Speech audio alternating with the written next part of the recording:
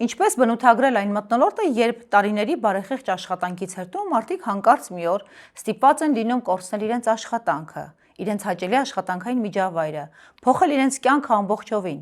ինչը թե չեն սիրում Նիկոլ Փաշինյանին կամ ուղղակի չեն ընդունում նրա կրճատ Հայաստանի գաղափարախոսությունը։ Ողջույն,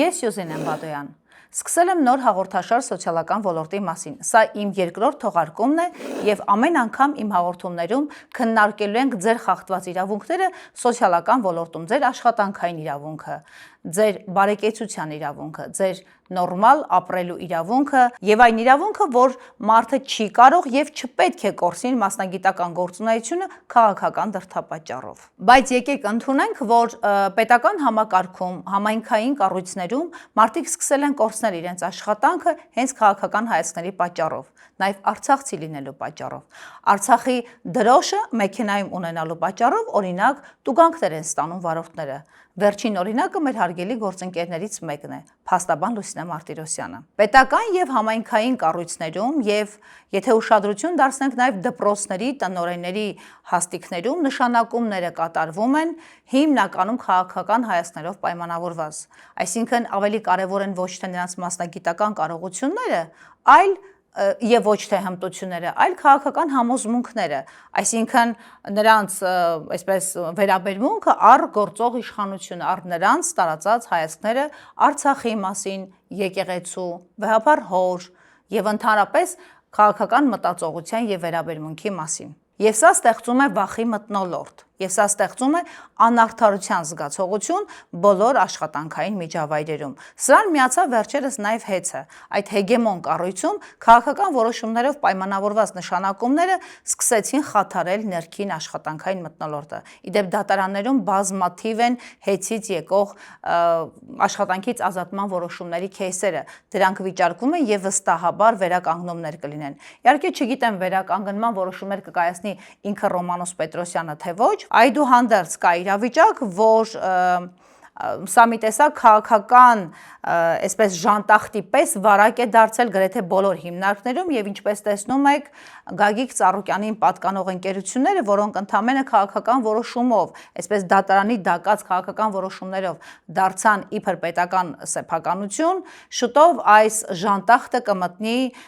կարծեմ 150-ից ավել գրասենյակներ։ Թիվը հնարավոր է ես շփոթում եմ, բայց բիզնեսների մասին հայտարարությունները պարբերաբար մամուլում երևում են եւ ինքներդ կարող եք ծանոթանալ։ Սա նշանակում է, որ Ծառուկյանին պատկանող կամ մինչև այսօր պատկանող այդ գործարանների, ընկերությունների,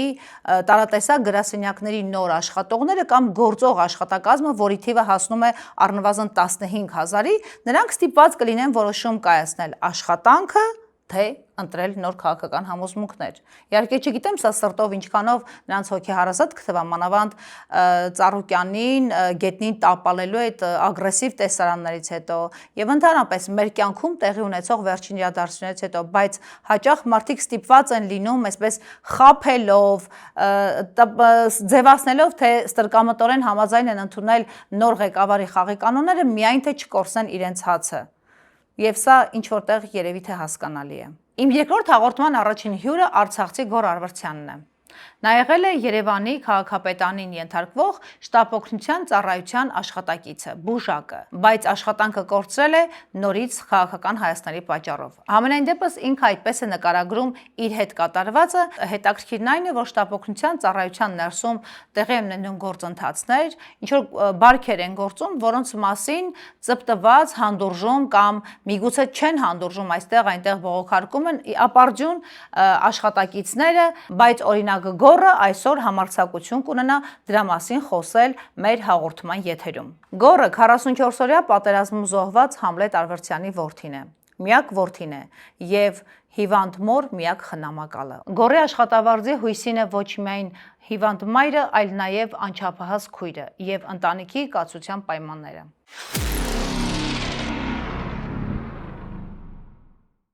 Գոր, դուք եղել եք Երևանի քաղաքապետարանին պատկանող շտապօգնության ծառայության աշխատակիցը, բուժակ եք եղել այնտեղ, եւ հիմա ձեր աշխատանքից ազատման հրամանն է իմ ձեռքին։ Փաստորեն ձեզից պահանջվել է բացատրագիր եւ դուք փետրվարի 27-ին, 26 թվականի փետրվարի 27-ին բացատրագիր եք ներկայացրել։ Եվ սա համարվել է ձեր բացատրագիրը, առարկությունները գնահատվել են ոչ հիմնավոր, ձեր հետ միակողմանի լուծվել է աշխատանքային պայմանագիրը։ Խնդրում եմ պատմեք ինչ է կատարվել շտապօգնության ծառայության ներսում։ Տեսեք, շտապօգնության ծառայության ներսում տիրում են շատ վատ բարքեր, որպես ես Երևանի քաղաքապետարանի շտապ բուժօգնություն ՓԲ-ի բուժակ, 4-րդ ենթակայանի, ուրեմն իմ հանդեպ քաղաքական հետապնդումները սկսվեց, երբ որ ես սկսեցի աջակցել պարոն Սամվել Կարապետյանի ուժին։ Նախ դա արտահայտվեց բռնաճնշումներով, անհարկի նկատողություններով, ինչ-որ մեղադրանքներով իմ հասցեին հնչեցված, որի հետ ես բացարձակապես որևիցե կապ չունեմ, եւ հետո սկսվեց ավելի լարվել մթնոլորտը, եւ երբ որ արդեն լարվեց մթնոլորտը, պարբերաբար ենթակայանի վարիչ Նունե Հայրապետյանի կողմից, Ավագ բուժքույր Լիաննա Գրիգորյանի կողմից սկսեցի ենթարկվել լուրջ ճնշումների, ընդ որում աշխատանքային հետապնդումների։ Այսինքն Նունե Հայրապետյանը, երբ որ նկատում է, բայց ոչ աշխատանքի ժամին, բնականաբար ես իմ քաղաքական ընդդիմադիր հայացքները ցուցաբերել եմ աշխատանքից դուրս։ Իրեն ինչով էին դրանք արտահայտում։ Այո, դա աշխատանքից դուրս է, ինչը ձեր իրավունքն է, դու կարող եք ազատորեն ունենալ ձեր քաղաքական հայացքները, բայց ինչով է դա դրսևորվում, ինչպես էին նրանք նկատել, որ դուք այսպես աջակցում եք Սամվել Կարապետյանին։ Տեսեք, նկատվել է նրանով, որ երբ որ բողոքի գործողություններ, հավաքներ էին լինում, ես իմ ազատ կարծիքն էի արտահայտում, մինչև պարոն Սամվել Կարապետյանի շարժման աջակցելը, ես գետնի վրա տեսա 2024 թվականին, երբ որ Տավուշի այդ սահմանամերձ գյուղերը հանձնվում էր Ադրբեջանին, ես միացա իմ ընտանիքով Սրբազան պայքարին, մեր շատ սիրելի Բագրատ Սրբազանի շարժմանը։ Այդ ժամանակ էլի նույն կերպ աշխատանքի ժամից հետո ինչը ինձ չի խանգարել, ես իմ հերթապահությունների սահմանված գրաֆիկով եղել եմ իմ աշխատավայրում, որևիցե քաղաքական, այսպես արտահայտություն իմ բերանից դուրս չի եկել աշխատանքի ժամին։ Երբ որ ակտիվ մասնակցեցի բողոքի անհնազանդության գործողություններին, մի գեղեցիկոր Ռուբեն Գրիգորյանը նկատելով, որ ես լրատվամիջոցներին էլ այնուամենայնիվ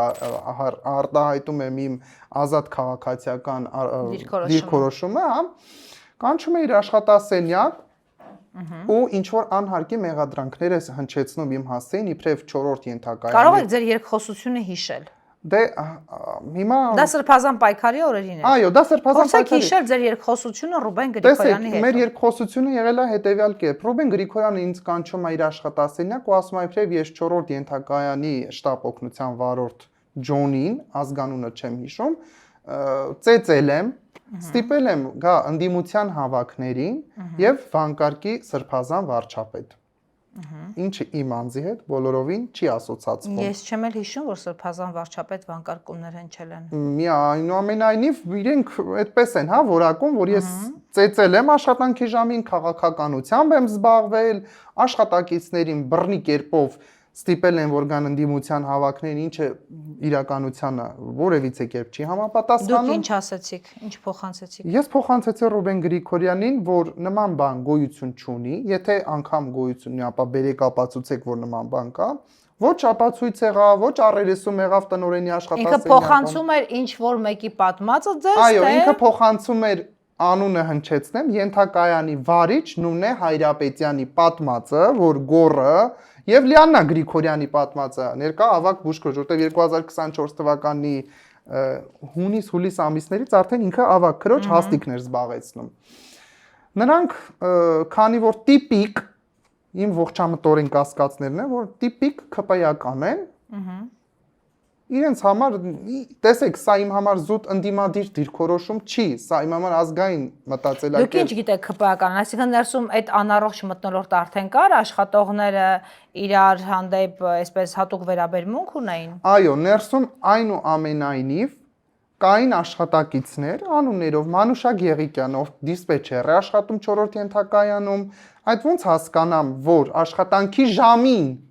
Մանուշա Գեղիկյանը դնում է Նիկոլ Փաշինյանի քալերտներն է նայում, քարոզարշավներն է նայում ու այսինքն եթե նա Փաշինյանական է, ԿՊ-ական, նա իրավունք ունի, հա, աշխատանքի ժամին խոսել Փաշինյանից, որ լավ է արել, որ հեղափոխություն է արել, լավ է արել, որ Արցախը ճանաչել է Ադրբեջանի կազմում, լավ է արել, որ այդքան գերիներ կա Բաքվում, սակայն ես որևիցե գործողության աշխատանքի վայրում չեմ մասնակցել, որևիցե ընդդիմադիր դիրքորոշում աշխատանքի ժամին չեմ ցուցաբերել, որում սա իմ համար կարմիր գդգից էր, որ ես եկել եմ աշխատանքի, որ օրենսդրությամբ սահմանված կանոնակարգով պիտի իմ աշխատանքը անեմ եւ վերադառնամ տուն։ Հատկանշական այն հանգամանքը, երբ որ աշխատավայրում նկատեցին այս իմ ընդդիմադիր դիրքորոշում ցուցաբերելը, նախ իմ աշխատանքային մեկ դրույքը չէին ապահովում, ինչը անընդունելի է, այսինքն ես պետք է հերթապահի 8 հերթապահություն, մեծ արհեստականորեն նրանք մթնոլորտը լարելով եւ հերթապահությունների քանակը կրճատելով, այսինքն ստացվում էր, որ ես մեկ դրույք էլ անգամ չեմ հերթապահում, այսինքն 6 հերթապահություն եմ արում։ Այսինքն մինչև հանրահավաքներին մասնակցելը դուք ունեցել եք մեկ դրույքաչափ ամբողջովին, հա? Տեսեք, մինչև հանրահավաքներին մասնակցելը եկեք մի փոքր տեղափոխվենք հետ։ Նախ քանի տարվա աշխատող եք եղել։ 2 տարվա։ 2 տարվա։ Արդեն 2 տարվա։ Եվ ձեզ համար անհարմարությունները, խոչընդոտները, ճնշումները սկսվել են այս տարվա փաստորեն փետրվարից, հա։ Այո։ Ավելի սաստկացել են այս տարվա փետրվարից։ Տեսեք, եկեք ավելի փոքրինչ հետ գնանք։ Ես աշխատել եմ ներկա տնօրենի Հարություն Հարությունյանի մոր ժամանակ որպես բուժակ Ռիփսիմե Ամիրխանյանի, ով իմ ավագ բուժքույրն էր, եւ նրա ժամանակ ես իմ մեկ դրույքը ապահովված աշխատում էի։ Որևիցե բռնաճնշումների չէի ենթարկվում, որևիցե հալածանքների։ Դա Ռուբեն Գրիգորյանի պաշտոնավարման շրջանն էր։ Այո, այդ ժամանակ Ռուբեն Գրիգորյանի պաշտոնավարման շրջանն էր, սակայն երբ որ արդեն փոխվեց ավագ բուժքույրը, հա, ոնց որ այդ հանգամանքը հաշվի առնելով սկսվեցին իմ հանդեպ սաստկանալ բռնաճնշումները, երբ որ եկավ Լիաննա Գրիգորյանը ներկայիս ավագ բուժքույրը, ով չունի բուժքույրական կրթություն, չունի համապատասխան այդ դիպլոմը բուժքրոջ, որ ինչ գիտեք չունի։ Դե պարզել ենք, որ չունի, դա պարզված փաստական։ Չունի եւ շտապօգնության ծառայությունում աշխատում է ավագ բուժքույր։ Փաստական հանգամանքներով հաստատված, նա հերթապահում է ավագ բուժքույր, նա Էրեբունի բժշկական կենտրոնի մակրուհի է եղել, հա, կարդիոպուլմոնոլոգիայի բաժանմունքի Եվ նա, երբ որ Ռիփսիմե Ամիրխանյանը արդեն լքում է իր պաշտոնը, ավագ բուժքրոջ նրան են նշանակում այդ հաստիքին հանգամանքների բերումով։ Էրեբունու, այսինքն Էրեբունու մակարդակը այնքան բարձր է, որ Էրեբունու մակրուհին կարող է ձեզ մոտ Երևանի շտապօգնության ծառայությունում աշխատել որպես ավագ բուժքույր։ Միգուցե, եւ հատկանշական հնարավոր է, որ դիպլոմի հարցը լուծել է այս ընթացքում։ Ես փաստված հանգամանքներով ասում եմ, որ ինքը չունի դիպլոմ ու հիմա նոր այս տարվա սեպտեմբերից Էրեբունի բժշկական ակադեմիայում քույրական գործ Նա աշխատանքի ընդունվել Ռուբեն Գրիգորյանի պաշտոնավարման շրջանում։ Այո։ Այն Ռուբեն Գրիգորյանի, որը ներկայում 8-րդ հիվանդանոցի տնօրենն է։ Այն ստահակ Ռուբեն Գրիգորյանի, որ ներկայումս Երևան բժշկագիտական հիվանդանոցի տնօրենն է։ Ձեզ չեն հարցրել, դուք գնացել եք, ինչու եք գնացել հանրահավաքներին, չեն փորձել ձեզ ուղակի ուղիղ խոսքով հետ պահել, որպեսզի չմասնակցեք հանրահավաքներին, չեն արտահայտել դժգոհություն ձեր քաղաքական հայացքների կամ համոզմունքների համար, ուղիղ խոսք եղել է դրա մասին, թե ոչ, տնօրինության կողմից, գուցե նաև ավագ բուժքրոջ եւ այլնի հետ։ Այո, Տիկին Բադոյան եղել է, ես հստակ անվանական կհնչեցնեմ, որ Եվ ենթակայանի վարիչը Նունե Հայրապետյանը եւ ենթակայանի ավագ բուժքույրը բարբերաբար ինձ երբ որ նրանք արդեն նկատել էին իմ ընդդիմադիր կեցվածքը կանչում էին իրենց աշխատասենյակ ու ասում էին եթե մենք ուզենք մենք քեզ կստիպենք այնուամենայնիվ որ դու աջակցես Նիկոլ Փաշինյանին եւ ԿՊ-ին ես իրենց հակադարձել եմ որ ախր դուք չեք ժամանակին տնօրինության մոտ ասում գորը իբրև քաղաքականությամբ է աշխատանքի ժամին զբաղվում, բա դուք հիմա ինչի համար եք քաղաքական խոսույթ հնչեցնում, այսինքն ես եկել եմ իմ հերթապահությունը պետք է անեմ, բայց փոխարենը դուք ինձ կանչում եք ձեր աշխատասենյակ մի բան էլ ինձ ճնշում եք, ճնշումներով։ Այդ ինչով էին ճնշելու, այդ ինչպես էին ստիպելու, որ դուք քաղաքական հայացքներ փոխեիք։ Դե, գիտեք ոնց, այսպես հերթապահությունները կրճատելով պարգևավճարներ չստանալով, իրենց կարծում էր, որ իրենք այդ ամեն ինչից ինձ զրկեն, այնուամենայնիվ ես կվախենամ եւ կաջակցեմ ԿՊ-ին, բայց դա տեղի չունեցավ։ Այսինքն ձեզ նաեւ պատժել են բոլորից առանձին հատուկ վերաբերմունք ցուցաբերելով վատ իմաստով։ Այո, հենց այդ հանգամանքներից ելնելով այս տարվա փետրվարի 20-ին, երբ որ արդեն ամեն ինչ հասավ պիկին, ես հերթապահությունս հանձնում եմ հավուր պատշաճի, այդ դեղորայքի արկրիկը համալրվում եմ, ես դետալ առ դետալ պատմեմ, թե ինչպես է իրանց, շատ ուղիղ չի ասվել այդ պահին, որ այս ամեն ինչը քո դեմ ծրագրավորված է, որովհետև դու ընդդիմադիր կեցված կունես։ Ես Վալիա Շմավոնյանը մեր բուժքույրերից եմ, ով իդեպ գումարներով այդ տալ առնելու process-ում նույնպես ներգրավված եմ, հա, այդ ավել հերթապահություն գալու։ Այս առանձին կանդրադառնանք դրան։ Երբ որ իմ հերթապահությունը հանձնում եմ գործիքները, այն ինչ որ անհրաժեշտ էր հաջորդ հերթապողի քրոջը, որ բուժքրոջը հանձնեմ, դա արել եմ, երբ որ իմ կողքին լինում է Դավթյան Թամարան, մեր բուժքույրերից, երբ որ անձամբ այդ բուժքույրը ականատես է լինում, որ ես որևիցե բանում մեղավոր չեմ, ես հավուր պատշաճի այդ դեղորայքի արկրիկը իմ գրած ցուցակով ավագ բուժքրոջը տվել եմ, որպեսզի լիցքավորի, գնում եմ բուժ գրքույկից հետևից, երբ որ արդեն բուժ գրքույկս ժամկետը լարացած է լինում, դե գիտեք, բոլոր բուժ աշխատողներով այդ բուժքննությունը տարին մեկ անցնում ենք։ Ավագ բուժքույր Լիաննա Գրիգորյանը անցնում է կես ժամ, շատ գռեհիկ լեքսիկոնով զանգահարում է իմ ձեռքին եւ շատ անտակտ գռեհիկ լեքսիկոնով, մուննաթով, ասում է բրիգադի փոփոխություն ա եղել, ներարկիչներն ա պակաս, ինչ-ինչ գործիքներ ա պակաս, որ պետք է համալրված լինեն, բայց շատ կոպիտ, անտակտ լեքսիկոնով ա Լիաննա Գրիգորյանը այդ ամեն ինչը ասում։ Ես ասում եմ, ես հիմա կգամ տեղում կպարզաբանվի ինչում նախնդիրը, նա չի լսում, նա անշնորհքի պես հեռախոսին զրա անջատում է։ Ես եկա ենթակայամ, նախ ավագ բուժքույրը բղավում էր ինձ վրա, ես ասում եմ, ինչ ես բղավում, եթե ես հավուր պատշաճի լիցքավորել եմ, ես որևիցե խնդիր չունեմ։ Ինչի համար ես բղավում։ Բա քո մեքենան կեղտոտ է, փնթի ձևով է հանձնված, բայց նման բան գոյություն չունի, իրականությանը չի համապատասխանում, դրա մասին կարող է փաստել հենց նույն Ջալալյան Արսենը եւ մեր մյուս բուժքույրերը, ում հետ ես հենց այդ 2 տարին աշխատել եմ։ Եվ Ջալալյան Արսենը, երբ որ գնում ենք մեքենան ստուգելու, պատահականության սկզբունքով բացում է այդ արկրիկը եւ տեսնում է այն ներարկիչները, որ այնտեղ զապաս կա, դա էլ է թվականակով համալրված եւ այն ներարկիչները, որ այն մյուս հիմնական արկղում էր, դա էլ տարել են, մցրել են այդտեղ։ Ձեր գլխին սարքել են։ Գլխի սարքել են, այո։ Ես այդ ամեն ինչը ներարկիչները վերցնում եմ։ Կարողանում եք ապացուցել այդ բանը։ Այո, այնուամենայնիվ այդ պահին ապացուցում եմ իմ անմեղությունը Լիաննա Գրիգորյանի ավագ քրոջ մոտ իսկ ինչը ինքը չի ընդունում, նորից բղավում է եւ ես արդեն համբերությունս երբ որ պիկին է հասնում, ես եւ իմ մայրս նույն օրը հերթապահությունից հոգնած այդ տաժանակիր աշխատանքից հետո հոգնած ջարդված գնում ենք շտապօգնության կենտրոնակայան Ռուբեն Գրիգորյանի հետ հանդիպման, տնօրենի մոտ։ Ասում ենք, որ այս խնդիրներն ա տիրում ենթակայանում եւ ոչ միայն, նախ Ռուբեն Գրիգորյանը շատ գռեհիկ լեքսիկոնով ասում է խոսում ենք խոսակցության ընթացքում նախ Ռուբեն Գրիգորյանը նույնպես ինձ եւ իմ մորը ստիպում է ասում է եթե ես պետք լինի ձեզ կստիպեմ կասեք Նիկոլ վարչապետ կամ պարոն վարչապետ որ իմ մայրը ասում ախր մենք այս կառավարության օրոք ենք տուժվել հայրենազրկվել տեղահանվել ես չեմ ընդունում այս կառավարության հիմա այս կառավարության օրոք իմ երեխային աշխատանքից փաստորեն ստացվում է ազատում եք Ռուբեն Գրիգորյանը նստած է լինում մայրս, փոխտնօրենը, ներկայիս տնօրենի ժամանակավոր պաշտոնակատար Հարություն Հարությունյանը եւ ես իհարկե այդքան մարդկանց մոտ ասում եմ ձեռքդ կմցնեմ հետևդ։ Երբ որ ես խոսում եմ, այո, շատ գռեհիկ լեքսիկոնով։ Չգիտեմ, սա երևի Նիկոլ Փաշինյանի թողտվությամբ է, որ գործատուների հիմա աշխատակիցների հետ նման կերպ են խոսում, բայց սա հակամարտկային վերաբերմունք է եւ ուրեմն Այս ամեն ինչը տեղի ունեցել մինչև ձեր աշխատանքային պայմանագրի միակողմանի լուծարումը։ Տեսեք,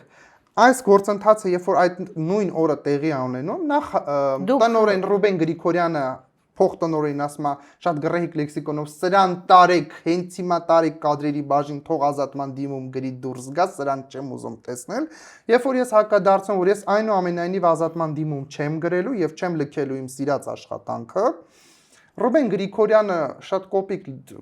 ձևով մեզ իր աշխատասենյակից դուրս է հրավիրում։ Ինչու վերածվեց վեճի ձեր զրույցը, երբ որ դուք ասում եք, որ իմ գլխին սարքել են, ես եկել եմ ձեզ տեղեկացնելու։ Ինչից սկիզբ առավ այդ զրույցը, որ ինքն ասում է պետք կլինի քեզ կդարձնեմ նիկոլական, մորդ էլ կդարձնեմ նիկոլական։ Տեսեք, զրույցը նրանից սկիզբ առավ, երբ որ ես հակադարձեցի տնօրենի Ռուբեն Գրիգորյանին, երբ որ ես ասեցի, որ Արցախից տեղահանված Նիկոլ Փաշինյանի օրոք տուժված քաղաքացի, հիմա այսինքն Նիկոլ Փաշինյանը ձեզ այնքան կոպիտ ասած արտոնություն ա տվել որպես գործատու, որ դուք կարող եք ինձ ասել ձեռքդ կմտցնեմ համապատասխան վայրդ, ավելի բաց կոնտեքստով ասել, պարզապես եթերային կանոնները, նորմերը հարգելով չեմ բանանում։ Ինչ եղավ դրանից հետո։ Երբ որ դուրս եկա սենյակից, ես արդեն համբերությունս, երբ որ բաժակին հասավ, ես բացականչեցի թուրք Ռուբեն Գրիգորյանին, որովհետև այդ օրը նա ինչ որ տարօրինակ անհասկանալի սև կտոր էր կապել տղամարդ հալով իր գլխին եւ ես չգիտեմ նա լաչակ, լաչակ, այդպես կարելի ասել, նա տղամարդ հալով ու չգիտեմ, ես նրան չեմ կարողանում որևիցե կերպ հասկանամ, դա ինչի ազդեցության տակ էր այնուամենայնիվ, որ ինքը ինձ ասում էր ձեռքդ կմտցնեմ համապատասխան վայրդ, որովհետև նորմալ առողջ բանականության ինչի ազդեցության տակ էր։ Դե համենայն դեպս adekvat անձնավորություն եթե լիներ իմ դիմացը նստած, նա հաշվի կառներ, որ կին արմատ է նստած իր կողքը նստած, ընդ որում զոհվածի այրի եւ ընդ որում Արցախից տեղահանված քաղաքացիներ, որոնք հենց խնդիրները տեսնելով, որպես ինքը գործող տնօրեն, բարձրաձայնում են, որ խնդրին տան համապատասխան հավուր պատշաճի լուծում։ Երբ որ դուրս եկանք Ձեր կարծիքով ինքը տեղյակ էր, որ ձեր գլխին սարքել են, այսինքն դրանից չվրթովեց, չփորձեց կանչել, պարզաբանվել դեմ առ դեմ, այսինքն իրան չանհանգստացրեց, որ իր ղեկավարած աշխատավայրում այդպիսի խնդիրներ կան։ Այնուամենայնիվ ինքը դրանից որևիցե հանկարծակի չեկավ, ես անգամ այդ պահին իրեն ասեցի, ինչի՞ չեք կանչում ավագ բուժքրոջը, որովհետև սա առաջի դեպքը չի, որ իմ հետ է պատահում, պարբերաբար ինքը այդ ավագ բուժքույրը ինչ նշանակվել է մեր ենթակայանում, ոչ միայն իմ հետ ամեն երկրորդ բուժքրոջ այդ խնդիր ունի։ Աշխատանքային միջավայրը։ Խնդիր ինքը կոնֆլիկտացին անձնավորություն է։ Այդ օրը նույն ձև Ռուբեն Գրիգորյանն էր, երբ որ ես ասում եմ, որ ախր ես հարցին տվեք արդարացի լուծում։ Ձեր պատմածը հակված չէր հասկանալու ինչ է կատարվում իր ենթակայությամբ գործող կոլեկտիվում։ Ինքը պաշտպանում էր Լիաննա Գրիգորյանին։ Դուք ինչպես տեղեկացաք, որ դուք այլևս չեք աշխատում Երևանի շտապօգնության բուժկենտրոնում եւ այդ ժամանակ դուք եղել եք այդ շրջանում եղել եք արձակուրդում թե ոչ։ Տեսեք, ես տեղեկացա այն ժամանակ, երբ որ իմ արձակուրդի օրը լրանում էր, Պոչտայից գալիս է ինձ նամակը, որ ես մարտի 4-ին արդեն ազատված եմ աշխատանքից, այն էլ միակողմանի։ Միակողմանի լուծարվել է ձեր աշխատանքային պայմանագիրը։ Անմիջապես զանգ կատարեցի Ռուբեն Գրիգորյանին պարզելու համար, թե ինչ հանգամանքներում է լուծարվել։ Նա խուսափեց իմ հետ խոսել, նա խուսափեց առերեսվել ճշմարտության հետ։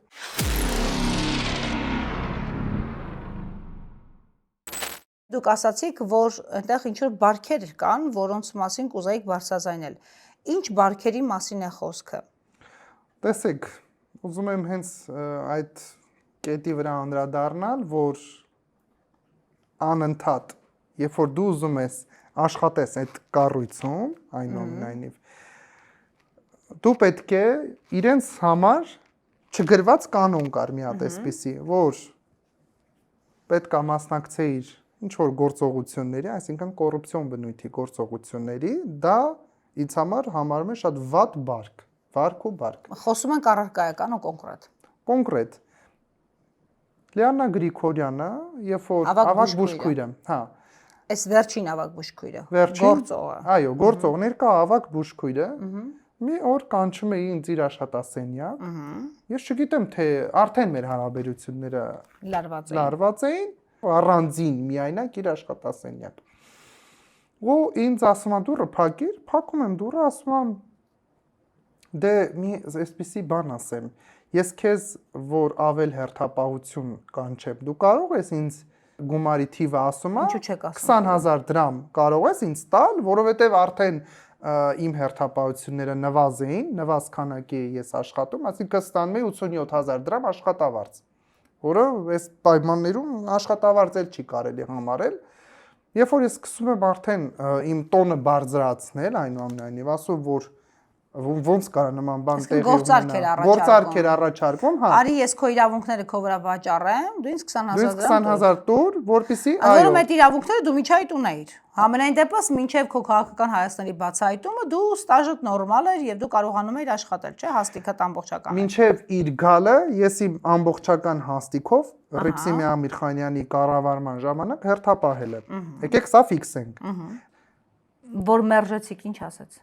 Երբ որ մերժեցի, ինքը ինձ ասաց, լավ, արի տոնդ մի բարձրացրու, մոռան, այո, արի մոռանանք, այստեղ ինչ ենք խոսացել, ես չեմ ուզում դրա մասին խոսեինք, մոռացի, այդպիսի խոսակցություն մտածի, թե չի տեղի էլ չի ունեցել, ես դուրս եկա իր սենյակից եւ երկար այսպես մտածմունքներից հետո ես որոշեցի, չէ, այսպես լռել չի կարելի։ Լռելը, այսինքն հավասարազորա հանցակցության, այդ հանցագործ խմբակի հետ։ Այսինքն ձեր կարծիքով ոչ միայն ձեզ էր առաջարկվել, շատերին էր առաջարկվել, իսկ ով էր առաջարկում իրական, տալիս էին, այսինքն դու գիտեիք մինչև այդ։ Այո, ես գիտեի, որ տալիս են, սակայն մինչև ձեզ հանդիպած դրվագը դու գիտեիք, որ այդպիսի բան կա, դրամահավաք են ներքին անում։ Այո, հենց այս հանգամանքներով եւ հենց իրեն տեղեկատվությամբ իր համար եւ ծննդյան գումարներ էին հավաքվում եւ մարտի 8-ի ծննդյան գումարները նորմալ է, բայց եւ մարտի 8-ի եւ ավել հերթապահություն գալու համար այնտեղ քույրերից վայելբերիսից իրեն հագուստներ էին առնում հագցնում, բնամթերքով հերթապահություն էին գնում, այսպես իրար վրա վաճառում։ Բնամթերքը ո՞րն է։ Մրգերով, այնտեղ ունեն գյուղացի բուժքույրեր, որոնք այդ բնամթերքով հերթապահություն, մի ավել հերթապահություն էին գալիս։ Այսինքն ձեր մոտի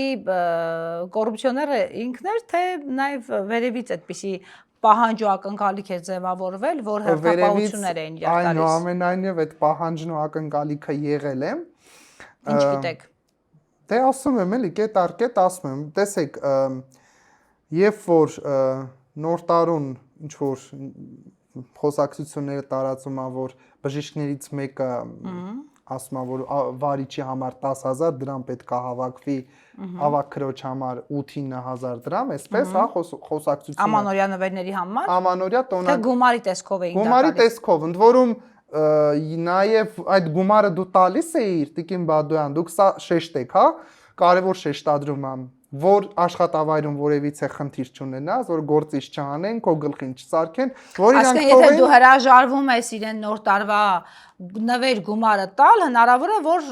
սկսեն քո վրա կենտրոնանալ, սևեռվել եւ սարքել գլխիդ։ Իմ դեպքը ցցուն օրինակ է։ Ենթակայանի վարիչը մի օր ժողով է անում, հայտարարում է, որ բուժքույրերի բուժակների մակարդակով ես այդ օրը ինչ-ինչ հանգամանքներից ելնելու չնայած ես իրենց ժամանակահատվածում որևիցե ժողովների որ վերաբերվել է կոռուպցիոն բնույթի գործողություններին չեմ մասնակցել։ Այսինքն այդպիսի ժողովներ հաճախ էին լինում։ Լինում էին, այո։ Այսինքն դրամահավաքի ժողովներ։ Ինքը հա դրամահավաքի ժողով արեց ու վարիչը ասեց, որ պետքա գումարներ պարբերաբար հավաքվի,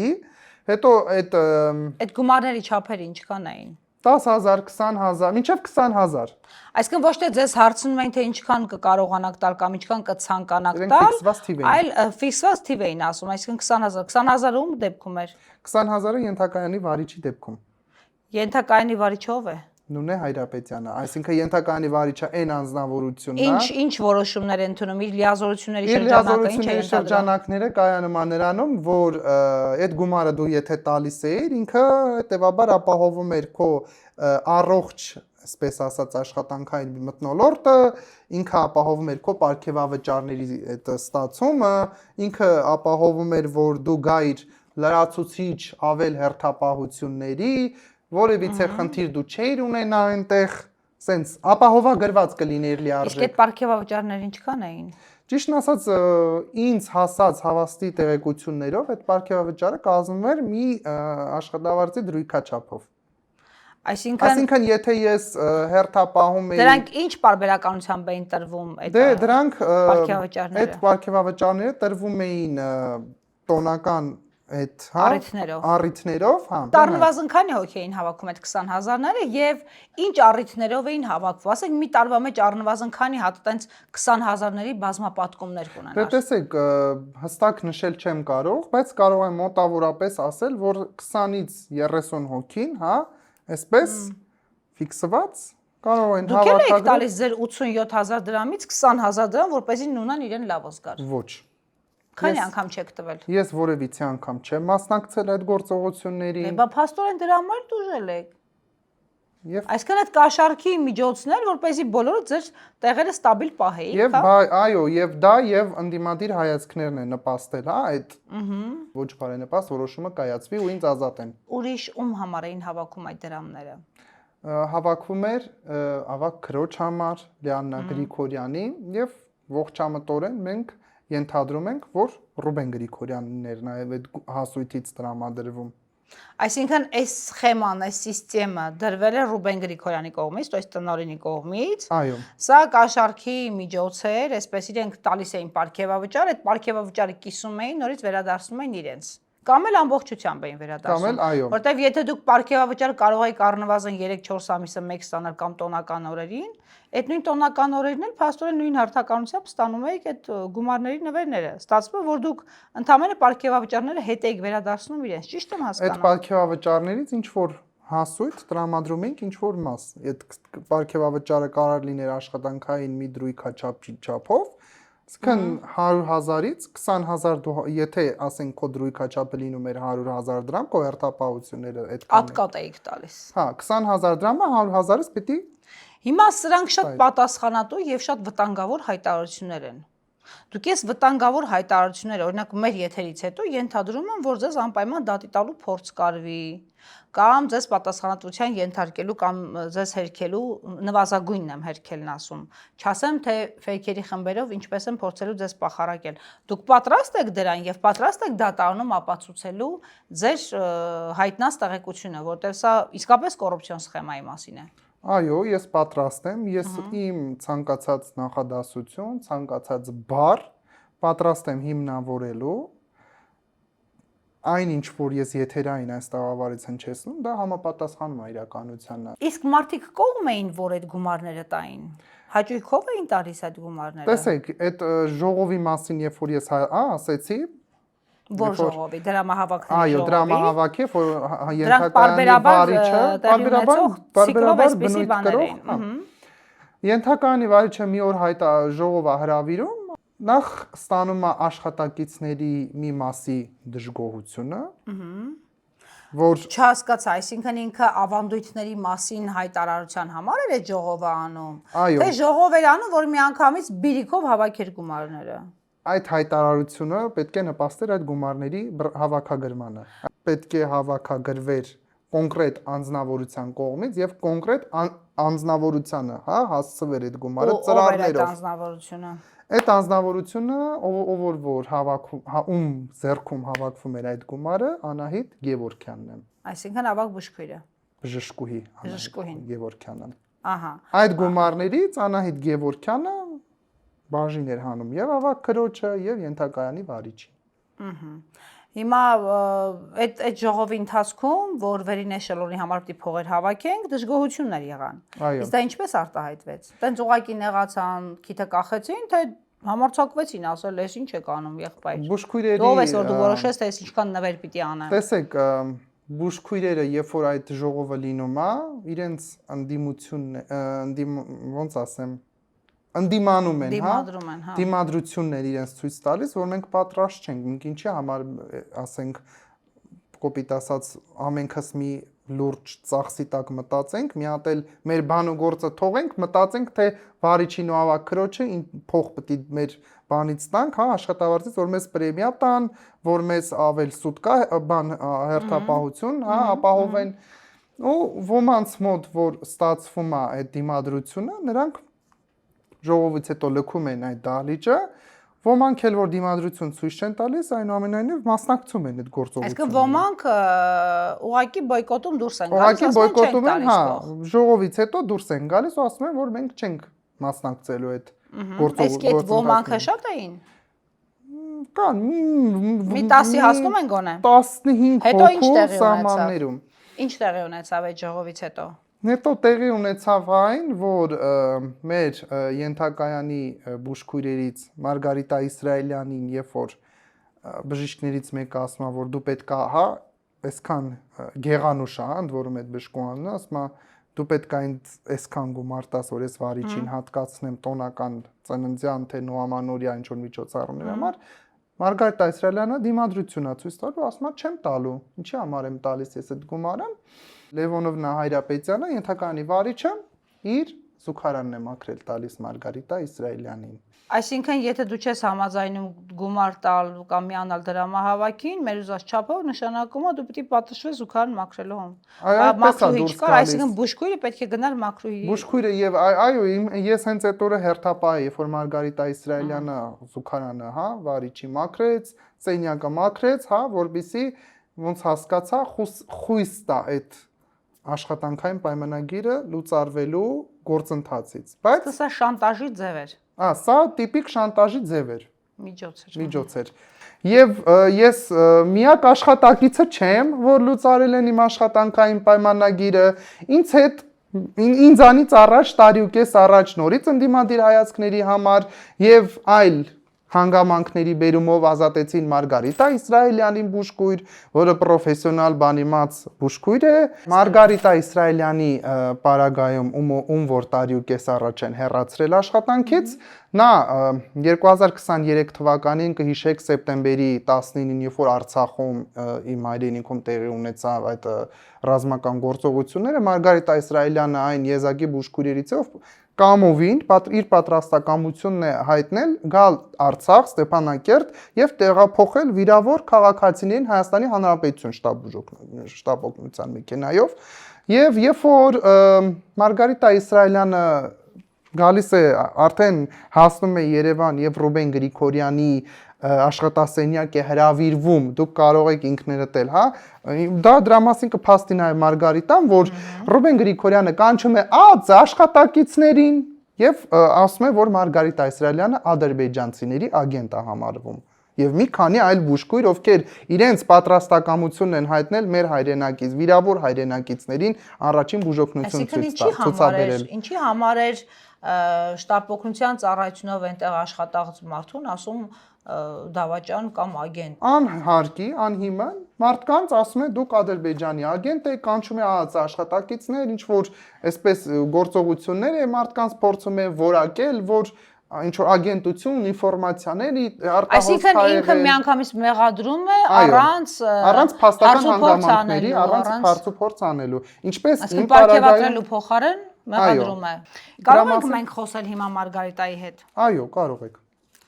Հիմա զանգենք Մարգարիտա Իսրայելյանին հասկանալու համար իր հետ կատարված այս երկու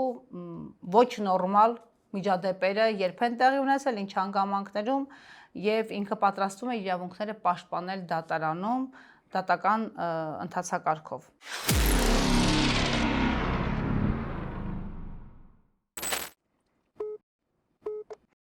Ալո, բարև ձեզ։ Բարև ձեզ։ Ես խոսում եմ Մարգարիտայի հետ։ Այո։ Մարգարիտա, ձեզ զանգում է լրագրող Սյուզին Բադոյան։ Լսում եմ։ Դուք դեմ չեք, որպեսզի հարցազրույցով մեզ պատմեք այն, ինչ հնարավոր է առաջիկայում դատարանում նաև ստիպված լինեք։ Իհարկե կպատասխանեմ։ Շնորհակալ եմ։ Եղել է իրավիճակ, եղել է դեպք, երբ դուք որպես բուժքույր ստիպված եք եղել այլ պարտականություն կատարել։ Այո, իհարկե եղել է։ Ինչ պարտականություն եք կատարել։ Հայրապետյան։ Հայրապետյան, որ անուններն էլ լսեմ, ասեն ներվային համակարգ սխառնում է իրար, միջև տուալետն է մաքրել տվել, ես դա ներկայացրել եմ Գրիգորյան Ռուբենի,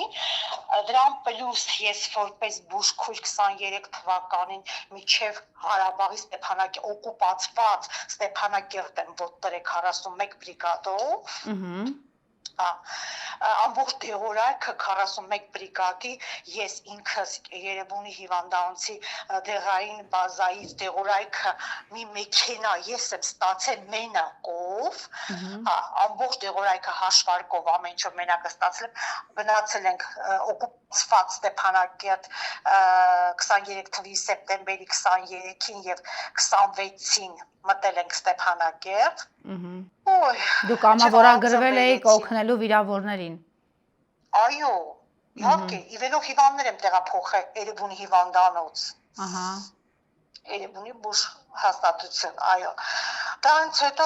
մի 10 օր էր անցել, ուրեմն ԱԾ-ն բերեցին կենտրոն, մեզ բոլորից հավաքեցին այնտեղ, որ դուք ադրբեջանցիների հետ կապ ունեք, կես ունենք, մենք ապացուցեցինք, որ մեր հեռախոսները անջատված է եղել, որ մենք ոչ մի կապ էլ չէինք կարող ունենալ։ Ես այստեղ մինչար երեխայիս էի թողել, մորս էի թողել այստեղ տեղափոխվել, գնացել։ Եվ վերադառնում եք ձեզ պարգևատրելու փոխարեն սկսում են մեղադրել, թե ուղղակի նրանք մեզի ԱԾ-ն բերեցին, որ մենք կապ ունենք ադրբեջանցիների հետ, այո։ Դա մեղադրանք էր, թե պարզապես աշխատանքային ընթացակարգ էր միգուցե պիտի ստուգեին։ Ես չգիտեմ, ես այդպիսի իրավիճակում չեմ հայտնում։ Մեղադրանք էր դա բոլորիս նկատմամբ։ Մենք 69 հոգով Կարմիր խաչի օգնությամբ մտել էինք օկուպացված Ստեփանակերտը։ Իսկ հետո ինչ արեցին ԱԾԱ-ականները, նրանք ձեզ հարցակրին։ Քանի հոգի ասեցին ինչ որ իրանց զանգեր գալիս տարբեր համարներից, չգիտեմ ինչ, այլ երկրի համարներից, նրանք մնացին, մենք բոլորս դուրս եկանք, մի քանի հոգի, ես ճիշտ դրանից հետո ոչ էլ հետաքրքրվեցի ինչ եղավ նրանց հետ, ոչ էլ ինձ հետաքրքիր ինչ եղավ, որովհետև մենք անջատել էինք մեր հեռախոսները, պայլոտի ռեժիմ էինք դրել եւ տեղափոխվել էինք, ճանապարհ էինք գնացել։ Մի խոսքով, նրանց հետո եկել եմ Մուսկուրերից մեկի այդ խնդիր առաջացավ, այսինքն իրանք ստեղծում էին այդ խնդիրը, ոնց որ ստեղծեցին նույնը գորի հետ, վրան ասենք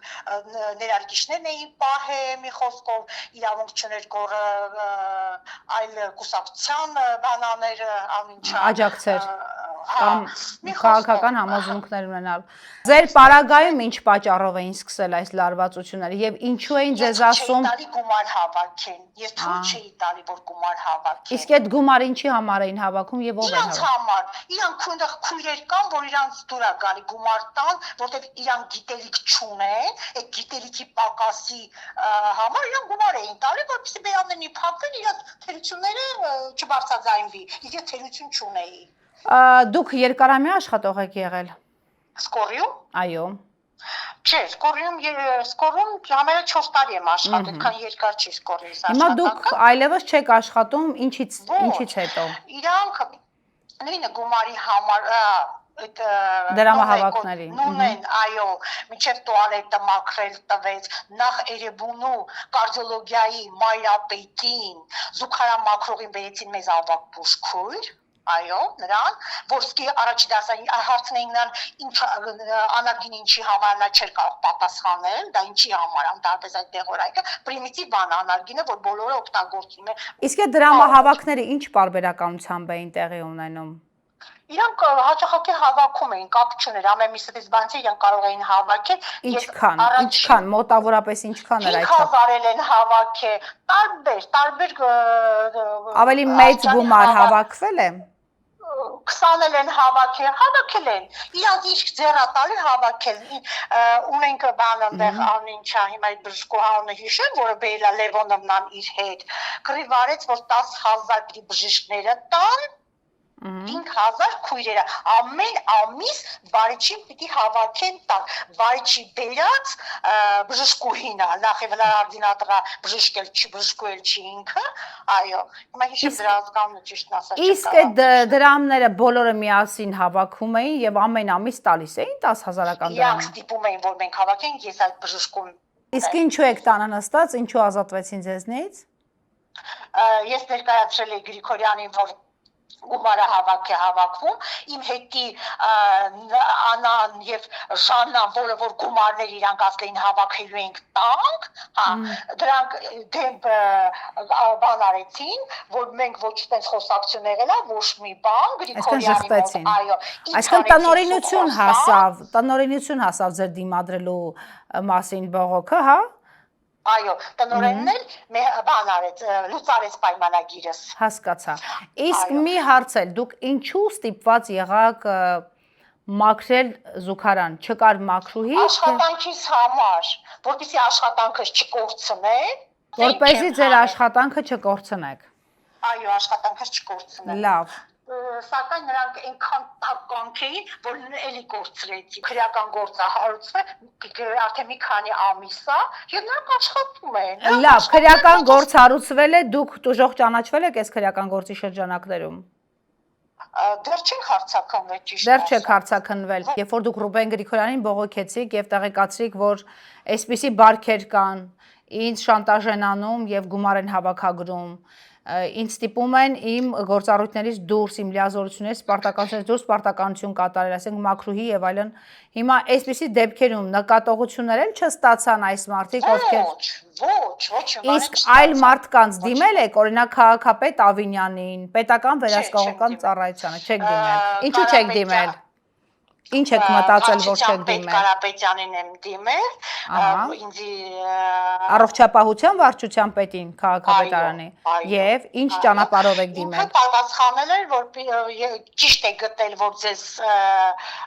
նկատողություն ա տվել Գրիգորյան Ռուբենը, չեք ուզում բողոքարկեք դատարան։ Շնորհակալություն ձեզ մեզ հետ կիսվելու համար։ Հետաքրքիր կլինի խոսել եւ Ռուբեն Գրիգորյանի եւ այսինքն նախկին տնօրենի, ում կառավարման օրոք այսպիսի խունտայական բարքեր են ծնվել կամ մինչ այդ գուցե եղել են։ Եվ հետաքրքիր կլինի նաև լսել այդ Լիաննա Գրիգորյանին, ով փաստորեն ավագ բուժքույն է եւ ինքն է գլխավոր լարախաղացը։ Փորձենք նրանցից նաև իրենց պարզաբանումը ստանալ այս ամենի առնչությամբ։ Լիաննա Գրիգորյանը չի պատասխանում մեր զանգերին։ Փորձենք զանգել շտապօգնության ծառայության նախկին տնօրենին, ում մասին այս ամբողջ պատմությունը հնչեց հենց նոր եթերում։ Հույս ունենանք, որ պարոն Գրիգորյանը կպատասխանի մինչև դատարան մտնելը։ Պատրաստ եք։ Այո։ Ներգրավել որպես երրորդ կողմ մեր զրույցին։ Այո։ Այսինքն դուք կաշկանդվելու որևէ բան չունեք։ Որովհետեւ կաշկանդվելու պատճառ չեմ տեսնում եւ չունեմ։ Դե չնայած դուք դատարան եք արդեն դիմել։ Ես պատրաստ եմ նույն այս տաղավարային խոսքերը կրկնել դատարանում դատավորի։ Ձեր երկուսի բողոքների հիման վրա նույն քրեական գործն է հարուցվել, թե առանձին ձեր եւ ձեր գործը։ Մեր երկուսի գործը նույն քրեական վարույթի շրջանակներում է։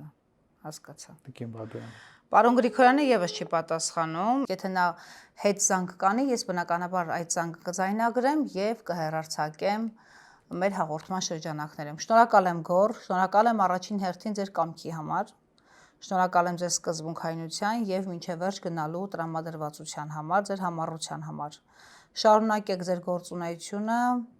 եւ շարունակեք վստահել մեզ, մենք անպայման կլինենք ձեր կողքին, մենք անպայման կհետևենք դատական գործընթացին։ Եվ ես կարծում եմ, որ կստանանք նաև պարզաբանում պարոն Գրիգորյանից մեր հաղորդման շրջանակներում։ Շնորհակալ ենք մեզ հետևելու համար, հարգելիներս, եզրափակեցինք մեր երկրորդ թողարկումը, իսկ մեր հաղորդումը հիշեցնեմ կոչվում էր Մարդն ընդդեմ համակարգի։ Մենք ոչ թե կոչ ենք անում ձեզ ընդդիմանալ համակարգին, այլ կոչ ենք անում մեր հաղորդման շրջանակներում նաև պատմում ենք ձեր դժգոհությունները, ձեր մտահոգությունները, ձեր հետ կատարվածը այն դեպքերում, երբ դրանք հակադրվում են պետական համակարգի ճնշումներին եւ այդ դեպքերը տեղի են ունենում օրենքի շրջանակներից դուրս, ձեր պարտականությունների եւ լիազորությունների շրջանակներից դուրս։ Շնորհակալ եմ մեզ հետևելու համար, լավ եղեք, կհանդիպենք։